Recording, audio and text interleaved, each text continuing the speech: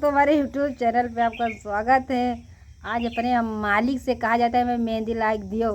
अब भाई देखो दोनों जने लड़ाई हुए जाती है कटा काट।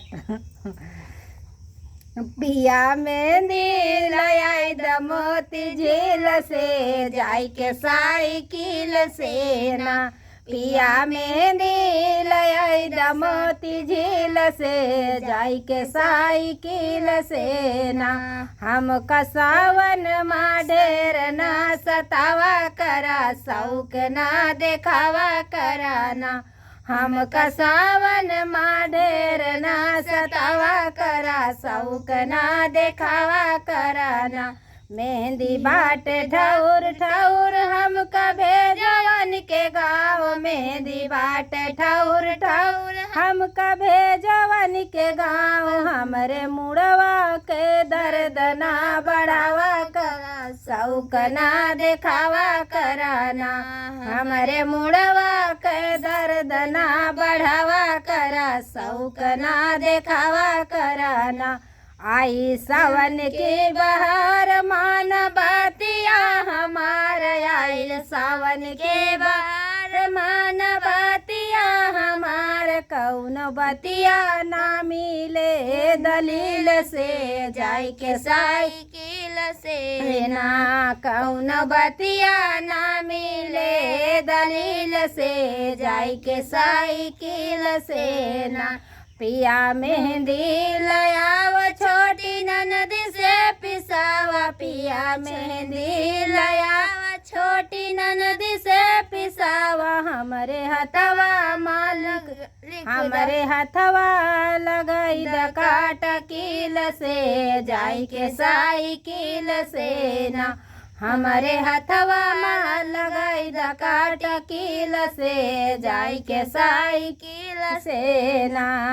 जवन कही तवन मान हमरे बहिन का नसाना। जवन कही तवन मान हमरे बहिन का नसाना। हमरे बहिनी का बहुत ना सतावा करा शौक ना देखावा कराना।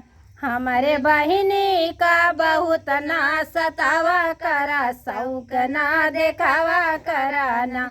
मेहंदी बाट झाका झोर बन के जाई के पार चोर। मेहंदी बाट झाका झोर बन के जाई के पार चोर। बदनामी माँ हम कना फसावा करा शौक ना देखावा कराना।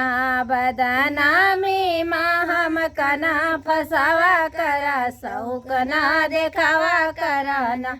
पकड़ लई है भगवान चाहे हो जाए चलान। पकड़ लई है भगवान चाहे हो जाए चलान। के सवा लड़के छोड़ाई बे वकील से जाई के साइकिल से ना। के सवा लड़के छोड़ाई बे वकील से जाई के साइकिल से ना।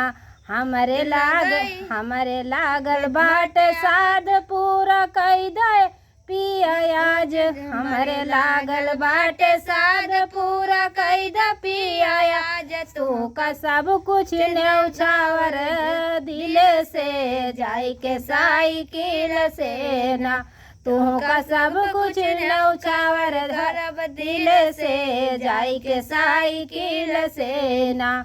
हमरे भावना का जाना तू का लागत बाबहाना। हमरे भावना का जान तू का लागत बाबहाना। नजर लगी जाई है मुहना फुलावा करा शौक ना देखावा कराना।